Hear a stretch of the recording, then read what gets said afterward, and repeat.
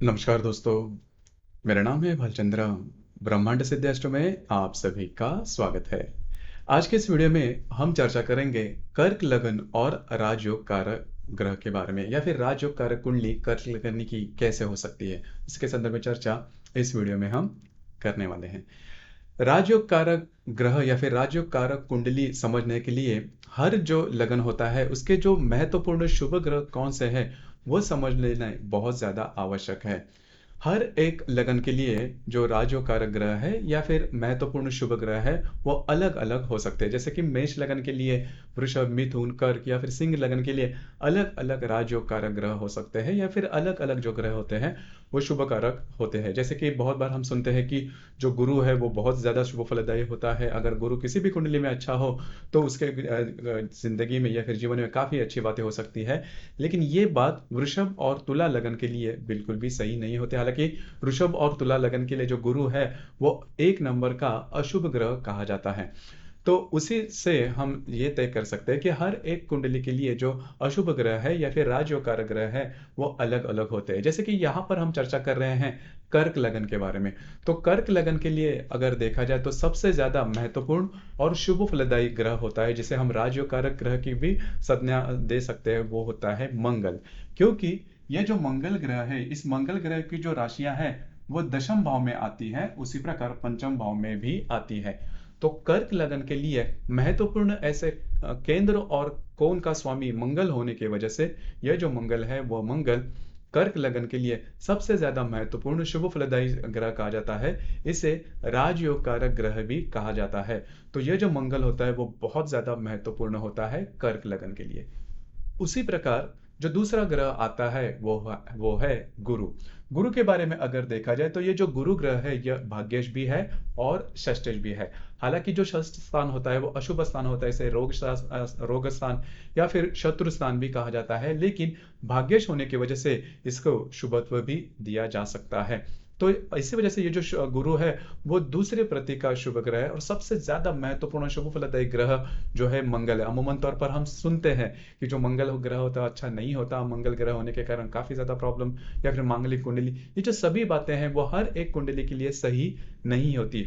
देखिए, ज्योतिष शास्त्र में ये बात बहुत ज्यादा महत्वपूर्ण है कि कौन सा कोई भी ग्रह सब पूरी तरह से शुभ नहीं है या फिर पूरी तरह से अशुभ भी नहीं है। वो जो ग्रह है वो ग्रह कौन से राशि में, कौन से नक्षत्र में, या फिर कौन से लगन के कुंडली में कहां पर बैठता है, इसी के आधार पर वो जो ग्रह है वो शुभ या फिर अशुभ फल देगा, इसके बारे में कहा जा सकता है। जैसे कि इस कुंडली में जो मंगल है वह सबसे ज्यादा शुभ ग्रह या फिर इसे राजयोग कारक ग्रह भी कहा जाता है। अब ये जो मंगल है, यह मंगल आपके लगन भाव में होगा, मतलब यहां पर होगा लगन में, चतुर्थ भाव में, पंचम भाव में, सप्तम, भाग्य, और आपके ये अगर दशम भाव में है, यह अगर आपके द्वितीय भाव में होगा तो भी वह राजयोग कारक ग्रह कहलाएगा।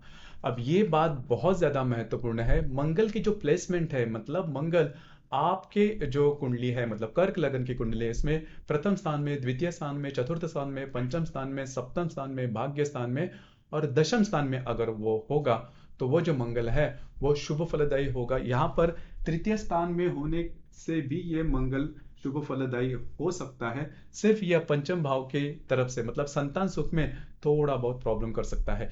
लेकिन महत्वपूर्ण ऐसे जो मैंने स्थान अभी गिनवाए, जैसे कि पंचम, चतुर्थ, पंचम, सप्तम, भाग्य, दशम, इन स्थान में अगर मंगल होगा तो वह सबसे ज्यादा शुभ फलदायी साबित होगा।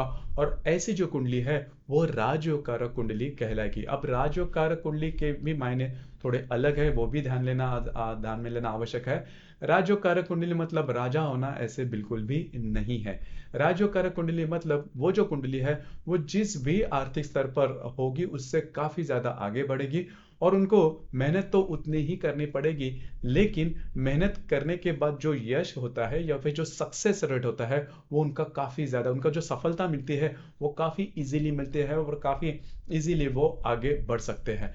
तो मंगल अगर इन स्थानों में होगा तो वो जो कुंडली है वो राजयोग कारक कुंडली कहलाती है। उसके बाद हम गुरु के बारे में भी देखेंगे कि गुरु, जो कि हमने देखा कि गुरु भी शुभ ग्रह है लेकिन वो द्वितीय प्रकार का है।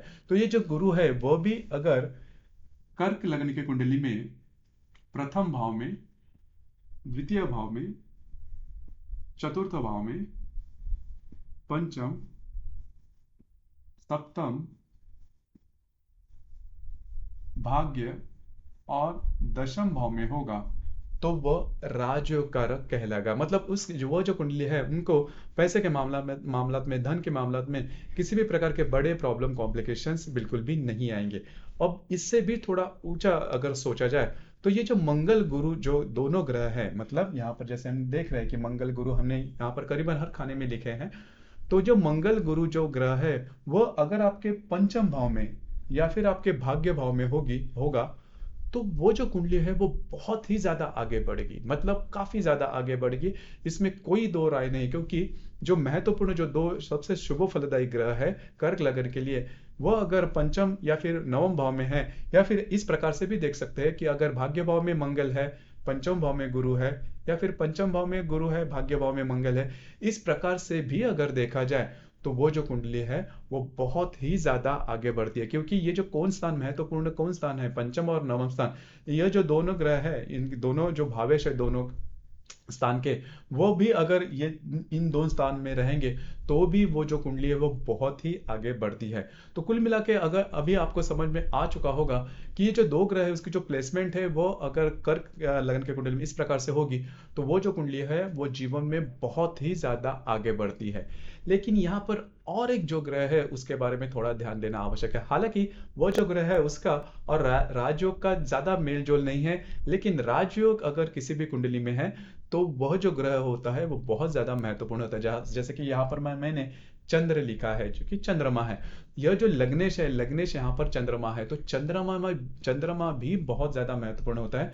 क्योंकि इस प्रकार की अगर आपकी कुंडली है, मतलब आपके कुंडली में राजयोग कारक ग्रह है, आपकी कुंडली राजयोग कारक ग्रह से बहुत ज्यादा अच्छी है, लेकिन अगर आपका स्वास्थ्य अच्छा नहीं है तो फिर अगर आपकी हेल्थ अच्छी नहीं है तो फिर कितना भी चाहे राजयोग हो, कितने भी आपके पास पैसे हो, उसके कोई मायने नहीं रहते। क्योंकि अगर वो व्यक्ति बेड रिडन है और उसको क्रॉनिक डिजीज है और वो व्हील चेयर पे है, तो उसके कोई मायने नहीं रखते आपके कुंडली में कितने भी अच्छे शुभ ग्रह क्यों ना हो या फिर राजयोग कारक ग्रह क्यों ना हो। तो इस वजह से जो चंद्रमा है वो भी बहुत ज्यादा महत्वपूर्ण हो जाता है। तो उस तरह से अगर देखा जाए तो ये जो चंद्रमा है, ये चंद्रमा यदि आपके लगन भाव में, द्वितीय भाव में, तृतीय भाव में, चतुर्थ, पंचम, सप्तम, भाग्य, दशम और लाभ स्थान में होना बहुत ज्यादा आवश्यक है। इस प्रकार से अगर चंद्रमा है तो उनका जो स्वास्थ्य होगा वो काफी अच्छा होगा, स्वास्थ्य के बारे में किसी भी प्रकार की बड़ी दिक्कतें नहीं आएगी। हालांकि यहाँ पर मतलब मेष और वृषभ राशि में जो कृतिका नक्षत्र है, मतलब मेष राशि का आखिरी जो चरण है और वृषभ राशि के पहले जो 3 चरण है वो कृतिका नक्षत्र के होते हैं। तो यदि कृतिका नक्षत्र में यदि चंद्रमा है या फिर अष्टम भाव में ज्येष्ठा नक्षत्र में जो चंद्रमा है वो अगर हो, या फिर राक्षस गणी नक्षत्र में जो कि बहुत ज्यादा तीव्रतम राक्षस गणी नक्षत्र है उसमें अगर चंद्रमा है, तो स्वास्थ्य के बारे में छोटे बड़े परेशानियां हो सकती है। लेकिन मोटे तौर पर अगर देखा जाए तो इस प्रकार से अगर ये जो ग्रह है उनकी अगर प्लेसमेंट है तो वो जो कुंडली है वो राजयोग कारक कुंडली कहलाती है। आपके इसके संदर्भ में विचार क्या है, आपके अनुभव क्या है? इसी प्रकार से हर एक कुंडली के लिए, मतलब हर एक लगन के लिए जो राजयोग कारक ग्रह है किस प्रकार से होते हैं इसके संदर्भ में हम वीडियो अपलोड कर रहे हैं, जरूर देखिए। आज का वीडियो आपको कैसे लगा, आपने किस प्रकार से अनुभव किया, नीचे कमेंट बॉक्स में जरूर कमेंट करना। और अपना जो चैनल है ब्रह्मांड सिद्धि एस्ट्रो, इसे भी लाइक शेयर और सब्सक्राइब जरूर करना। धन्यवाद।